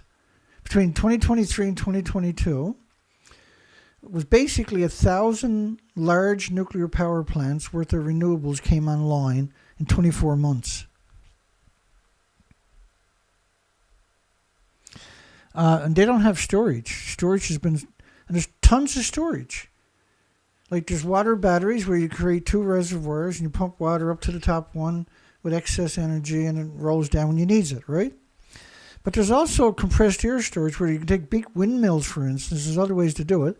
But just big windmills, wind generators, which are just compressors, and they compress air down into mine shafts, deep mine shafts, long mine shafts, at low pressure, around 120 psi. And these things are brilliant because you can go mine shaft in a circle, right? Mine shaft, mine shaft, mine shaft, mine shaft, mine shaft. So you can put 30 mine shafts just around the site. And you can extend far away too if you want to. And everything is underground. It's a mine shaft. And then you compress air down in these mine shafts. And the heat, now you're going to produce a lot of heat. Whenever you compress air, you produce a lot of heat. So when I was a commercial diver, we used to take our tanks and put them in a big vat of seawater. And we would circulate seawater in there. And then the tanks, we keep the tanks cool that way so we can put around 4,500 pounds to 5,500 pounds in each tank.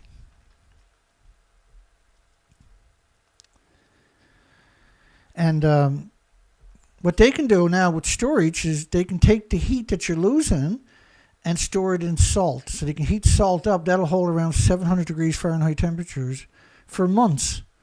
And so when you're ready to release the compressed air, you can make it expand even quicker with the heat that you stored. It's like 96% efficient versus 2% for nuclear. The International Energy Agency expects renewables to reach 42% by 2028, thanks to a projected 3,700 gigawatts of new capacity over the next 5 years. But as we've seen, like, you went from 330 gigawatts to 620 gigawatts in 1 year, from 1 year to the next year. And the minute that you concentrate on doing the moral and ethical thing instead of trying to, because the industry is throttling the renewable industry, the nuclear industry is throttling, let me repeat that, the nuclear industry is throttling the renewable energy industry. The goal of tripling renewables 2030 is a stretch, but it's not impossible. Conversely, the pledge signed by just 28 nations of Conference of Parties, United Nations Conference of Parties, which shouldn't exist, United Nations. It's 195 militaries. To triple nuclear power by 2050 appears absurd, which means you got to build 31 reactors a year. Last year, they went down 2 reactors. They don't have the manpower. They don't have the supply chain. They just don't have the land to build 31 reactors a year for starters. Day 696 of the invasion of Ukraine, Germany and NATO must prepare for possible Russian attack. That's a pretty salacious headline, right? They estimate it could happen in about 8 years.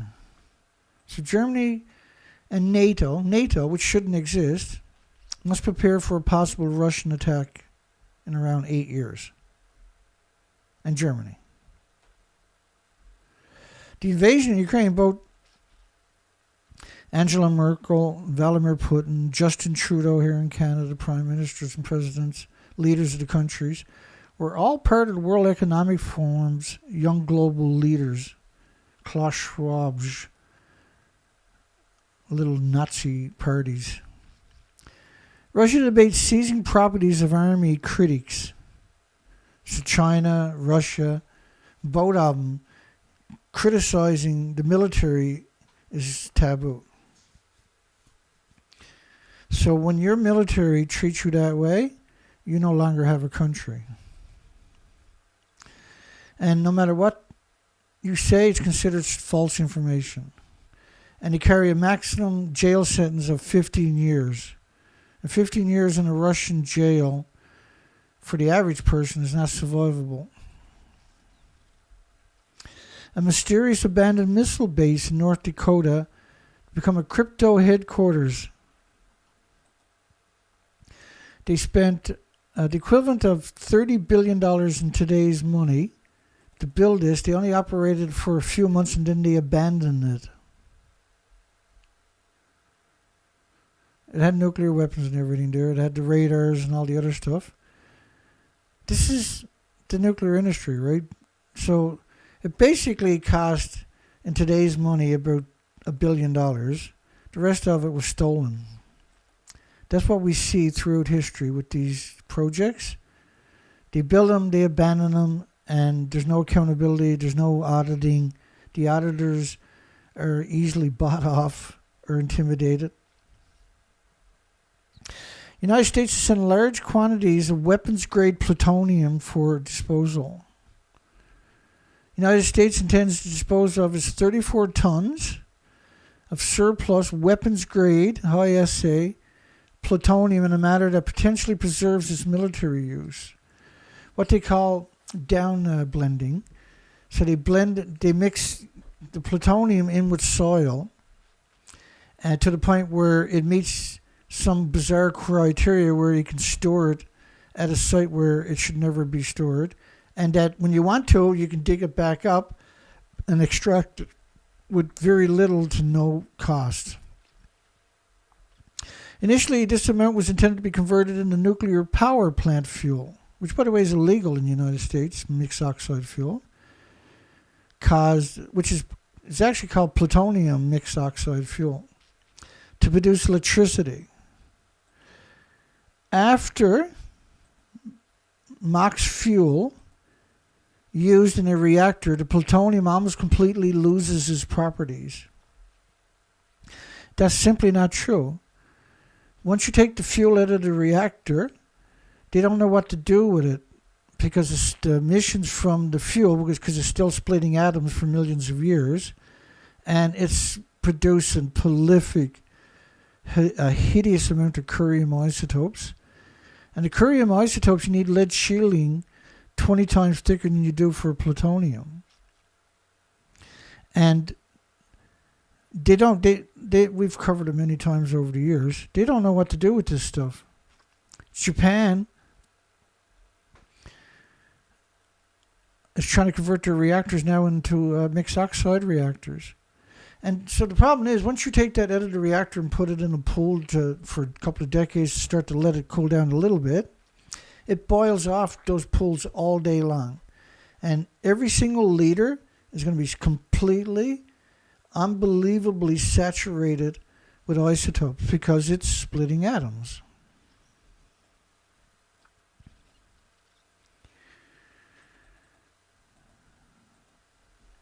And so one of the problems of doing that, and it's probably the biggest problem, I'll explain it to you. I have a very unique way of explaining it.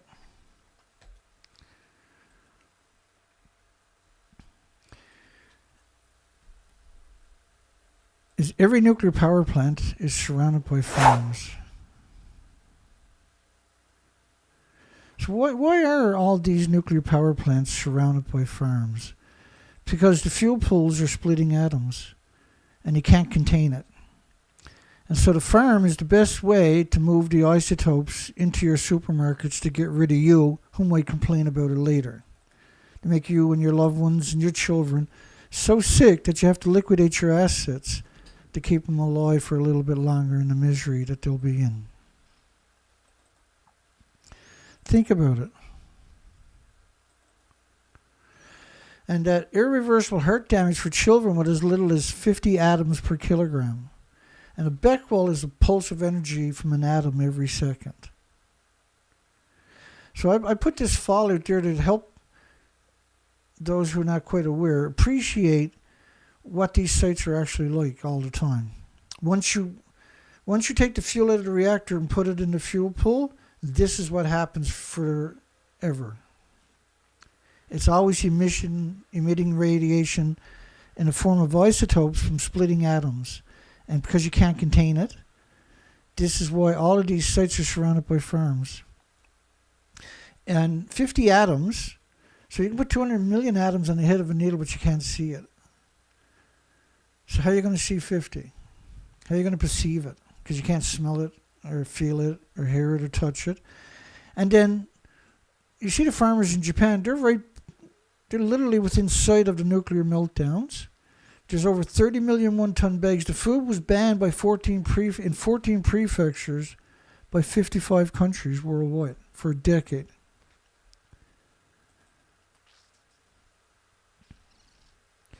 However, the U.S. Department of Energy, which includes NNSA, abandoned mixed oxide fuel in 2018 at Savannah River, where they wasted billions and billions and billions trying to build a plutonium mixed oxide fuel site.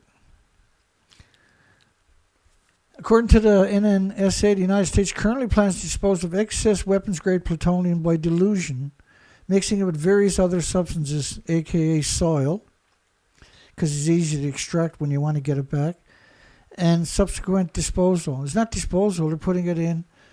There's only one spot they can put it. It's the land site, the WIP site, Waste Isolation Pilot Project. So, in order to dispose of the excess weapon-grade plutonium, the United States plan to build new or modified existing production facilities at the NNSA facilities in Savannah River, where they already failed, by the way, in South Carolina, at the Los Alamos National Laboratory, which they're currently doing, by the way, in New Mexico, the Pantex plant in Texas, disgusting Pantex plant in Texas, and for deep geological storage facilities for radioactive waste / the Waste Isolation Pilot Plant. And it used to be called the Waste Isolation Pilot Project. They got rid of that latter part of the acronym and called it PLANT. And don't even get me started about what happened to that site. They had a meltdown in 2014, and I put out a video in 2014 during the meltdown. The main media clipped out a clip of it and said I was crazy on mainstream media TV. And the clip they showed was completely honest. It was 100% factual. Seaweed can be a resilient food after a nuclear war. Seaweed. This is a new study. Well, let's go look at the legacy of seaweed and food. After Fukushima, up to 1 billion becquerels, atoms, per kilogram of iodine-131 was estimated in seaweed near Fukushima. That's called instant chemotherapy or instant cancer. Southern California had 2,500 becquerels, aka atoms, per kilogram of iodine-131 in the seaweed. Vancouver seaweed was 4 times higher than international limits. And so when you see iodine-131, then whatever you see in iodine, you want to multiply it by 100 to get the curium isotopes. And you got to do that multiple times for many different isotopes. Because you can find the iodine-131 pretty easily. And then you would use a mathematical equation to extrapolate uranium, plutonium, americium, neptunium, the strontiums, and all the other isotopes. There was 40 million atoms of iodine-131 in a single bed of kelp off Southern California. So why, oh why, would they suggest that seaweed can be a resilient food after a nuclear war?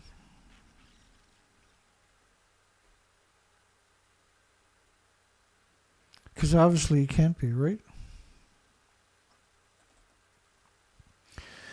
Why is there a new global race to the moon? There is no. It's 100% posturing. Why are they going to the dark side of the moon? Why don't they go where the sun is to?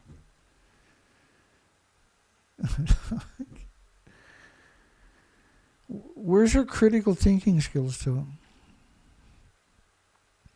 Los Alamos National Laboratory contractors get a good, and we cover these types of headlines a couple times a month, I notice. Gets a good yearly review, but worker safety issues persist. Still was bedeviled by workers' safety problems, the victims, the homeless, the destitute, the victims of society, because that's what they're talking about. Flawed planning and incidents that disrupted the disease factories. Its best showing since taking over the lab operations 2018, the contractor received $24 million in bonus fees. $24 million in bonuses. At an unbelievable, they got that bonus, right, because they're using up all the homeless people they can find. And Triad would be paid about $48 million, a bump from last year, $47 million.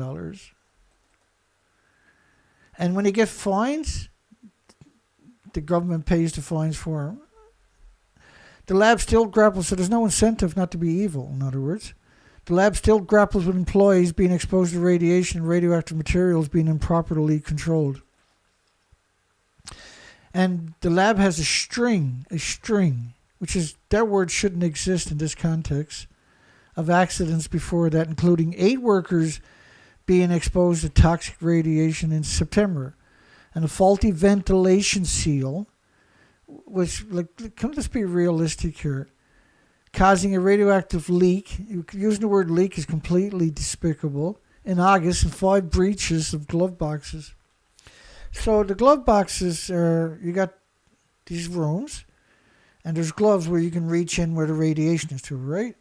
And then the room has a 4 foot thick lead-lined glass to shield the workers, the homeless, right? The destitute, the people, the high school educated people who got the job, don't know any better.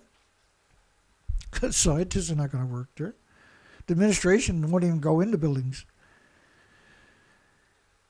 And so now you're going to put your hands in gloves that are this thick, at best, if you're lucky, which should be 6 feet thick lead to shield you. See, the glove, when you put your arms in those gloves and stick them in where there's radiation, that can't shield you from gamma shines, from X-rays, from neutron bombardments, from beta rays and alpha.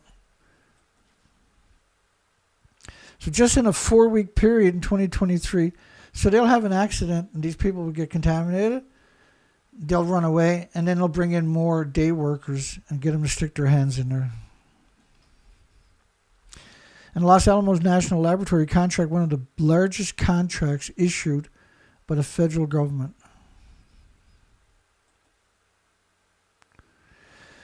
We're almost through, eh? More students in quake-hit area relocate to continued studies. So they're shipping the students out of these areas, but the parents are not allowed to go. Like, trust in your government with your children. Why don't you just do homeschooling? Why send them into a jurisdiction where they have no support, where you're going to give them your kids to strangers, for God's sakes? And Japan is not a place you want to give your kids to strangers, I can guarantee you. On Wednesday, some 250 to roughly 400 students from all 3 Wajima city-run junior high schools evacuated 2 facilities in the prefecture's south. Bye. We love you.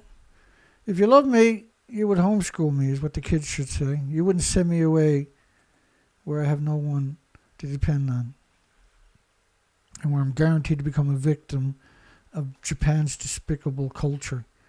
Heavy snow expected in the quake-hit areas from Tuesday. This is the last story of the day. Right on schedule. I despise with everything in my soul journalists and people that work for the media. I despise these people. Because covering the news cycle for so long, because what I do is I cover the lies each day in a news cycle of nuclear. And it takes about 2 hours. I can't cover everything. You know, what I show you is about 1/3 of what I read each day. That I should cover is what I'm saying, right? That I should, the show should be 6 hours a day. Because I have to read the articles, find all the lies, then go back and start screen capturing all the lies, so I have to read it the second time. Then I have to bring it in and import it into the operating system in the studio. And then I have to sit there and organize everything and read through all kinds of stuff. And then I have to sit here and then tell you the story again at the end of the day. And I do it in desperation that the world will come to its senses.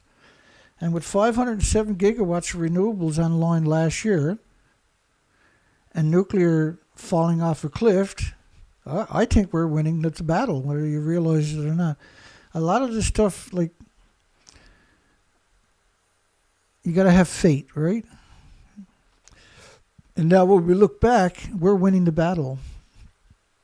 Because who else is educating and informing the investors and the policymakers about the true horror of nuclear? Who's really doing that? Because they're going to be the ones that are responsible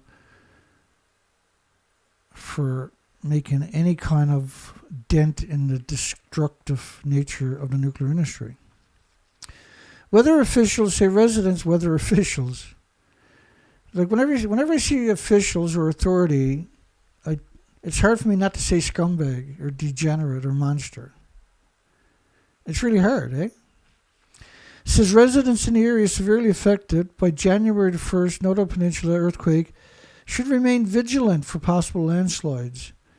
Well, you can't remain vigilant when you've been abandoned for 21 days with a cup of water and a slice of bread a day to keep you alert. No heat, no showers, no toilets. And you didn't do nothing. You worked all your life, paid your taxes, and when you finally needed the government to pick up the pieces, they completely refused to let any countries go in and rescue you in the most critical moments. It's 100% betrayal. The coldest air mass of the season is forecast to flow in from Tuesday onward, bringing heavy snow to the seas of Japan's coast through Thursday. And structures damaged by the quake could topple under the weight of the accumulated snow. They're talking about a lot of snow. They got over almost 1,500 tremors. And they're talking about, I missed it, hang on here. Up on the Noto Peninsula, they're talking about 20 centimeters or more of snow. Some places they're talking about 50 to 70 centimeters. You know, the first 5 days, they had no snow and no rain. They could have went in and rescued everybody. And since it started snowing and raining on day 6, they used that as an excuse for not rescuing people. And the media is the lowest friggin' form of life I've ever come across. And weather scumbags are urging people to remain alert for upper 5 or stronger quakes for the next 2 or 3 weeks. First off, this fault line is 3,000 to 4,000 years old, and it just ruptured. And according to the experts, it only moved a fraction of what it probably is going to move. So you can expect unbelievable damage in the near future from this fault line that is now lifted up 85 kilometers of the coastline, 13 feet in the air, and hundreds of feet offshore and way into the interior.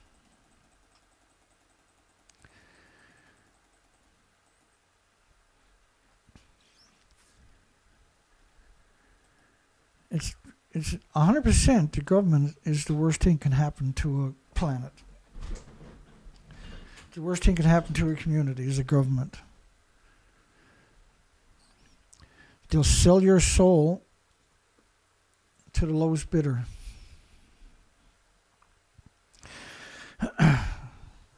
We got some donations from last week and this week. I forgot. I never forgot. It's just We cover so much. Stephen Young, by the way, donated 50 today. Bless your heart, Stephen. And look up that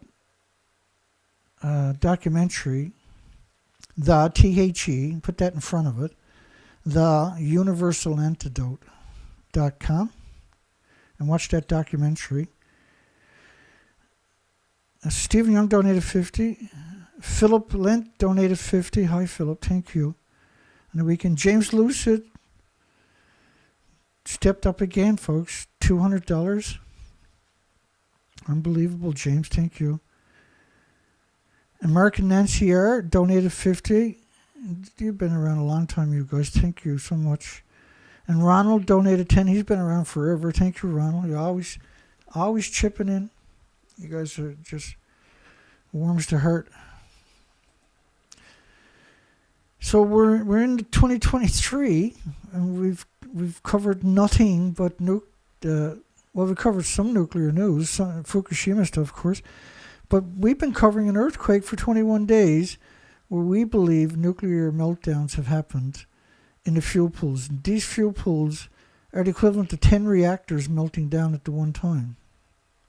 Each of the buildings are at least the equivalent of 10 nuclear reactors melting down at the one time. And that would be the only reason that we see the abandonment of the Noto Peninsula and the people. That could be the only thing that we think of that would make sense. So we're going to shut the poll down tonight. Is Fukushima nuclear meltdowns endless radioactive fallout an extinction level event for Earth? And I showed the documentation at the very beginning of the show, and it's unassailable. It's incontestable documentation from the research expeditions that we carried out with much love and much thought and much struggle. And thank goodness we were smart enough to get those research expeditions year after year accomplished. Because if we didn't, imagine the kind of trouble we would have been in.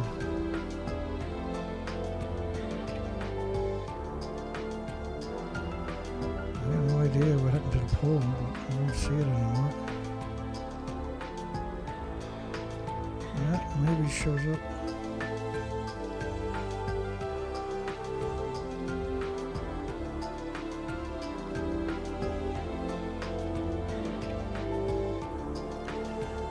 Extra hug for everybody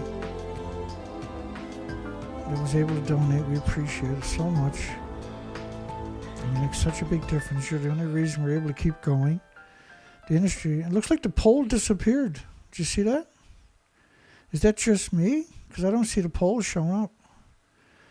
I tried to turn the poll off and I can't find it.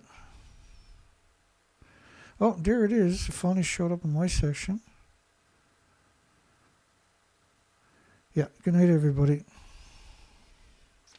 And anybody does want to donate and help, you'll find it in the very bottom of the descriptions. You'll find links to donate. There's just two links. Both of them are directly to me. One is my website. Scroll down a little bit and you'll see a black donate button. And the other one is directly to my PayPal account. But there's another way you can buy T-shirts. And so there's a link there to my nuclear shop for T-shirts, and we got all kinds of T-shirts and mugs and other items that you can purchase. Most of them I make no profit whatsoever, but it helps starts a conversation, right? So it's unbelievably important. And the most prolific T-shirt we got is the Calm Down Charlie T-shirt. Man, that thing is selling. That's really something. I make $1 off each shirt. And I've made over $250 off that one shirt at $1 at a time. And Calm Down Charlie is a stalker who stalked me for over 10 years from Japan. The music ran out, did it? We'll start it again. Good night, everybody. Hugs for everybody. We're half an hour late, and that happens sometimes. Not very often am I late. It's pretty rare. But we were tonight, and I apologize to everybody. I won't let it happen again till next year. Have a great night. Have an even better day tomorrow. Hugs for everybody. We'll see everybody on the next show. Take care now.